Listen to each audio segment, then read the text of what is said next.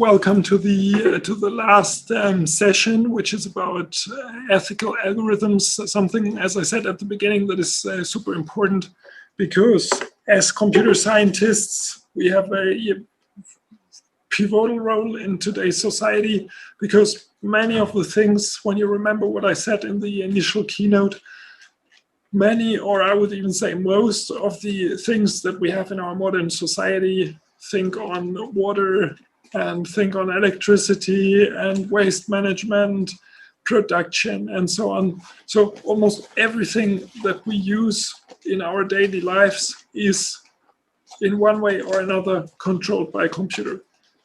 This is even true for when you buy an apple, for instance, because this apple, the farmer who built the apple, who let the apple grow, he probably considered weather over the internet, he ordered fertilizers over the internet, and so on. So in almost all production chains, at some point or another, you have software.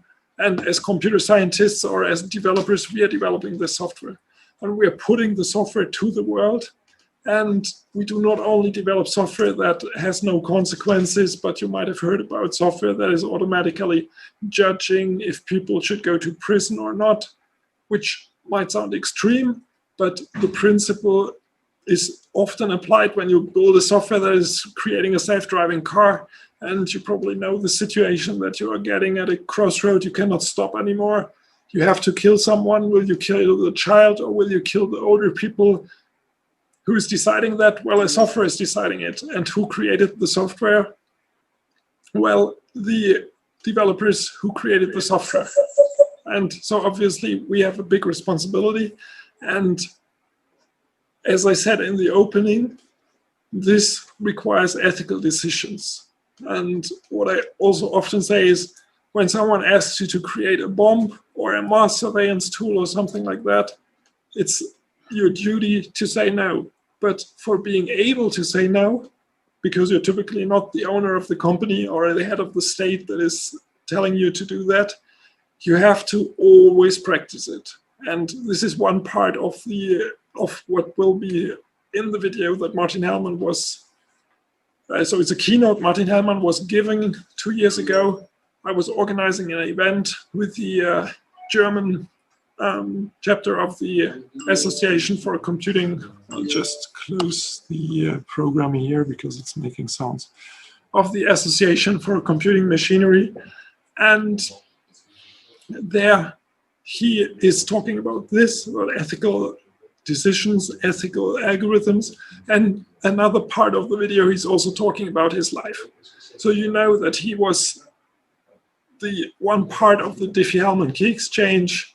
So Whitfield Diffie was a PhD student of Martin Hellmann, and Martin Hellmann uses to say that even though Whitfield Diffie was the PhD student, it does not matter who would have been managing the things. And yeah, so the both are sitting in the talk, you will see them. So Martin Hellmann is the one who's talking, and in the front row you will see a guy with long white hair. So this is Whitfield Diffie, and yeah, it's definitely a pleasure meeting them.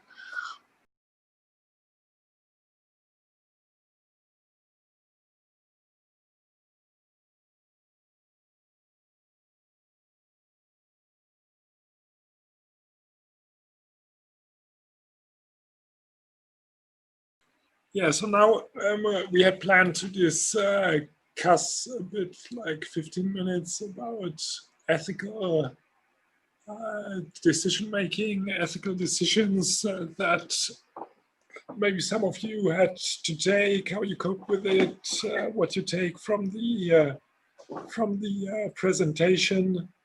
How do we do it? Nicola, we start here to kick it off. Or has some of you already a point that you want to mention, you want to discuss with the others after the video? Because I find it a very inspiring video, and it's a dense video, and it's an interesting video. And I don't know if you're aware of that, but Martin Hellmann was also working for quite a while on these anti-nuclear programs, that you should reduce the atomic weapons and so on.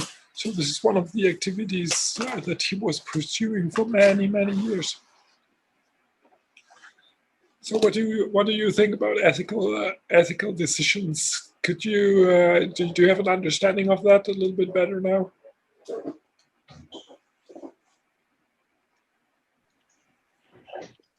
If I can add my points, just a second. Can you see me now as well? I think. Perfect. Yeah, great. So for sure, I think it's really important because, as was mentioned also in the presentation of Emmanuel, that with great power comes great responsibility, and I think it's really important that we consider these aspects also for the future, because maybe we are involved in some projects, we are developing, working on cutting edge technologies. It sounds really cool, but there is always the second side of the coin where maybe certain stuff can be used for surveillance purposes, for privacy intrusive activities, and so on. And I think it's really important to try to think about it. Of course, it's difficult to see it, and also I think it's even more difficult to say no sometimes, because this can be maybe our research which we really enjoy. It can also be basically the way we are feeding our family in some sense. But I think it should be for sure something what we have to always have in the back of our minds when we are choosing our steps, and especially when it doesn't sound good to us. I think it's really important to maybe consider to having a chat with someone and try to get some insights or input from other people, how they see it. Yeah, very good points. Yeah, I didn't want to interrupt you. Yeah, I'm done. Yeah, thanks. So yeah, so very good. And to add to that, the difficulty is to see the ethical consequences of what you're doing, because it's not always visible, or it's often not visible, and therefore, as he said, and as I also said multiple times, it's important to always think on that, or to make it an automatism, so that you are aware of the impact that it has what you're doing, and that you also consider the interaction with society of the things that you are creating there. And in that direction, it's also important to be aware of the. So he was also talking about history. And so history is something which I would say is super important, that you know your history, that you know what happened in history, so that you can prevent things like genocides and so on. You can be cautious for events that might have led to wars some years ago, and so on. And another thing with the ethical that he also mentioned is this: discuss it with people that are not involved. So getting in contact, doing a discussion there. And what I wanted to say is that the norms of a society, this is something that changes over time, and this is something that is formed by every individual. And therefore, I highly encourage you to be active also in a way that one would typically call politically, which for me also includes, like, when you're in forums and some people are posting some things that you don't agree with, or you think they're against society, raise your voice. Because if you do not raise your voice, then possibly the minority of people that are raising their voice, they are directing where the norms of the society are moving. Yeah. Maybe I just want to add something about trying to talk with someone that is not involved. It's also for you to get your mind clear, because when you explain out loud what you might just think, you see it also another way. But it's also good for yourself just to try to speak out what you think and how you see things, or explain what you're doing. And it includes ethical decisions, but also about your work as a PhD. And that's the way you can even enhance what you're doing and how you think the different things around you. Yeah, very, very insightful. Just a question regarding in this direction. So I feel like that many times engineers are just like really try to focus on their engineering stuff, try to get like their studies done. do you think that there should be kind of more involved these aspects in studies? Like, because for example, I think I took like one ethics class, which was completely elective out of electives. And if I didn't take it, no one would really bother. But I think this should be maybe kind of more involved in the teaching activities as well, because this part I think is sometimes a little bit missing of the, in general, of course, the social skills. But I think especially like this domain, like as you were mentioning, for example, the politics and ethics combined together, I think could be something what I think engineers or in general, every student should be have some experience with or get some access to. So the so my answer is the reason why I included this session is exactly what you asked for, because I consider it super important, and I would I love to pass this message to you to possibly create a spark in those of you who did not think about it yet. It's a super important dimension, because we had a lot of technical discussions about business discussions, presentations through the other talks, and therefore I wanted to add this, because to me, these ethical aspects and also aspects that have to do with the society is central, because the technology that we are developing is not out of society. It was out of society back in the 60s, one might think, but when you look back in history there, what were computers used for?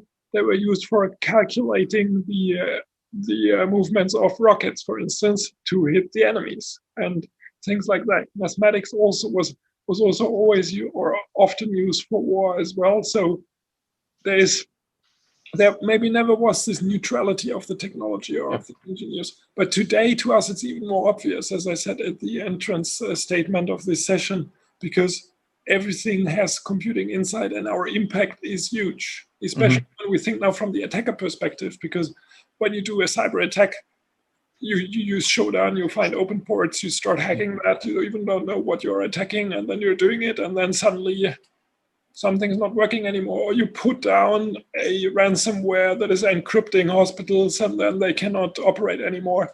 So you can immediately create strong damage when you do such things. And so my answer to your question is, of course, it should be included. Here, as I learned today, these students have to take 50 hours of ethical courses. So this is a good thing. At TUM, where you are in Munich, so there you have the graduate school courses, but there, to my knowledge, there's no mandatory ethical track in there. There are offers, so you can choose them, but it's not mandatory to have it. And also in the studies, there's a little bit something, but I would say there should be more. So to me, the time of having isolated studies, okay, I do computer graphics and I do nothing else, and the only thing I have to know is how I do computer graphics, is longer over, and the study programs have to represent that, because we are not doing something isolated, but we have to integrate with lots of other domains and also the society, because we're developing for the society. Yes, I wanted to add a few things. The first one about the lecture the PhD student have to follow here about the ethical issues. It's unfortunately, I would say, well, it's a first step, but it only concerns the way you should do the research and about plagiarism and stuff like this. But the presentation we saw here went away faster than this, right? And something else I wanted to say is that the ethical questions is not only for us in computer science or in engineers, it's for everybody. Should go to everybody in the society, and especially today with the environment issues that we have worldwide. Just think about the energy we spend, I think almost all of us, in doing things that are not really needed or are really aside from the real problems. And that's a question we should all ask ourselves, like it was said in the presentation. It's what is the sense in what I'm doing, and where I want to go with this. And also, what is my responsibility as a human being? of not being, because we somehow had the trend towards, okay, it's always me. So if someone is giving me everything, it's great, I can just take it, no problem. But we are not individuals that are independent of the society. And things like the corona now shows us that, because it's like, okay, if someone creates a virus, one could artificially create such viruses. There are labs all over the world. If I'm a terrorist and I want to plant it, then I will plant it, and I need a scientist who creates the virus for me. But this is just something that one is not allowed to do, because you're always killing yourself. The same like what Nicolas said with the environment. So it's, of course, we can destroy the planet. Yes, maybe it will not hit us, but then it will hit our children or their children. So yeah, it's so to me personally, I have a little bit the impression that like after the Second World War, it was the time where you could just do, and it was okay because it seemed like there's plenty of resources, there's not big risks and so on. And I personally have the impression that now the people see, especially again like coming from the climate, but also when I look at the political climate, that the people see that, okay, it's not anymore that, yeah, we can move like this and it doesn't matter because it will still be okay, but it's rather like, okay, it's dangerous, we have to take care. And those people who want to take care have to be sure that they really raise their voice and that they tell the others, okay, it's not good what is happening there, we have to change it. Like the Fridays for Future movement in Germany or in Europe is doing, where they say, okay, we go on the street, we are not okay with it. And the good thing is, as we are living in democracies, people can express what they want to express, and they should do so. Maybe as a follow-up to that, I would like to ask everybody who wants to report on that. So when you studied yourself, I mean, most of you are doing PhD or you're in your studies, which ethical classes did you have? Did you have ethical classes? Did you do something there? I don't know, you too, maybe? Did you have something with ethics in your studies? Yes, we did. We sorry to jump. Let's start with Avalate, then we go to Unite. Okay? Okay, no issues. Okay. Do you have something? Do you remember? In my history, Yeah. master or It doesn't matter. Doesn't matter. In your entire life from the school, did you learn about ethics? articles. About ethics? Ethic. Ethic? No, What? I have no idea. And you? Did you have something? I did have one class, but a really small one and not very insightful about that.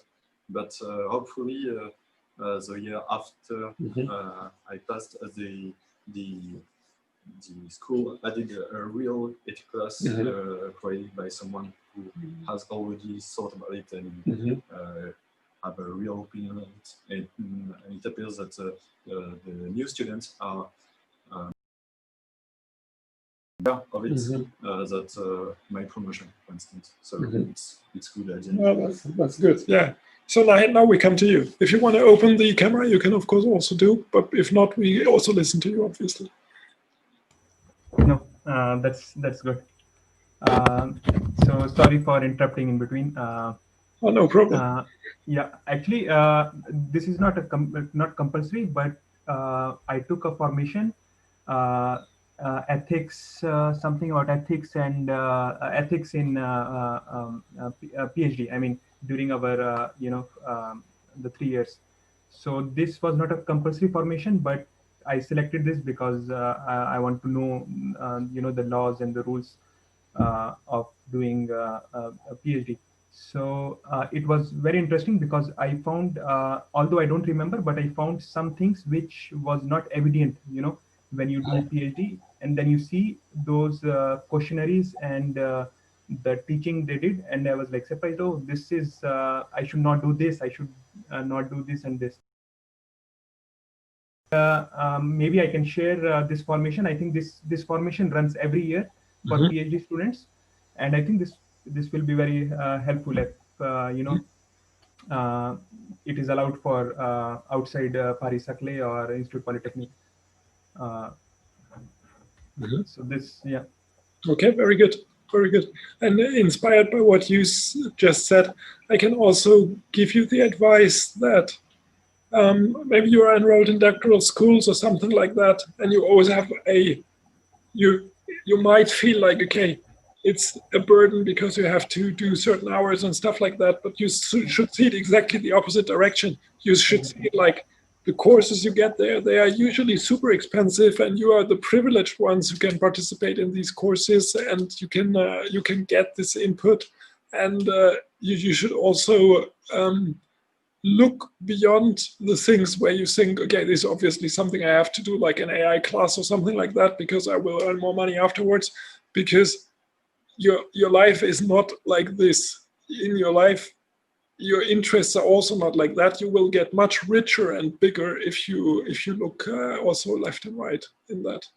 Yeah, thank you very much, Nate.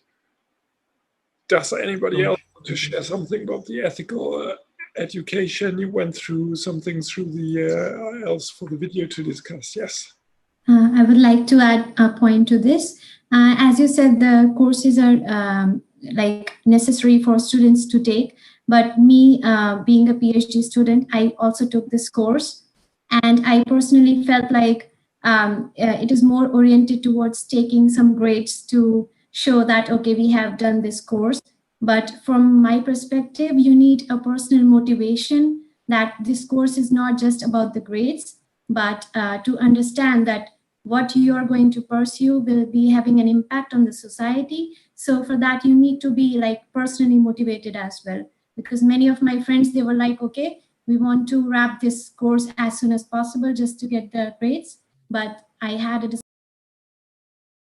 able to make them understand that it's not just about the grades, and to understand that you are doing something fruitful that is going to help others as well in some or other. Yeah, very good, very good. And this is very good. So this I strongly encourage you to continue that, to talk to the people and motivate them, and be on the mission of supporting the others for their own good, to look at such things and to really be engaged in such activities. Yeah, very good. I love that. Okay, someone else, some ethical formation, something else you would love to discuss regarding these ethical aspects? Yeah. Hi, Mark and the others. Can you hear me?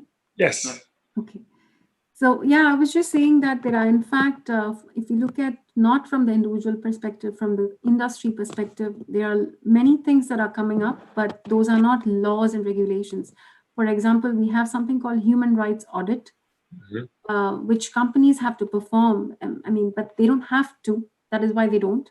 But if you are involved in any IT projects or digital transformation project, and if you're able to show that your company actually does human rights audit, and if we actually kind of buy products from these kind of company who does these, and that's a way we can drive the consciousness in the society, towards ethical aspects. But I also think personally, like Mark was saying, that we need to have more classes on ethics, but I believe that we should combine these classes with mindfulness as well. Because what happens during these, when we are in a company, when we're facing a ethical issue, normally we don't even know that this is an ethical problem. Like Philippe was saying, sometimes we're not aware of it. So I think it's important for humans to actually pause and reflect, which we don't do in this hyper fast environment. So we need to actually train ourselves to actually be mindful in what we do. So I think ethics and mindfulness should go together. And that's when we will actually pause. Otherwise, we're going to be driven by the market forces who just keep on extracting value from everything that we see in the nature and not really thinking about others as we do it. So that's a very, very good statement. Thank you very much for that. And I can also underline what you said with this fast society, optimized society. So it's good to also take the time to reflect and think about what your personal values are, what you're doing, a little bit like what Martin also said in the video. So to get aware of who are you and what are the values you want to stand for, and then also telling the others this. Because we're not robots, we're individuals and we are the society.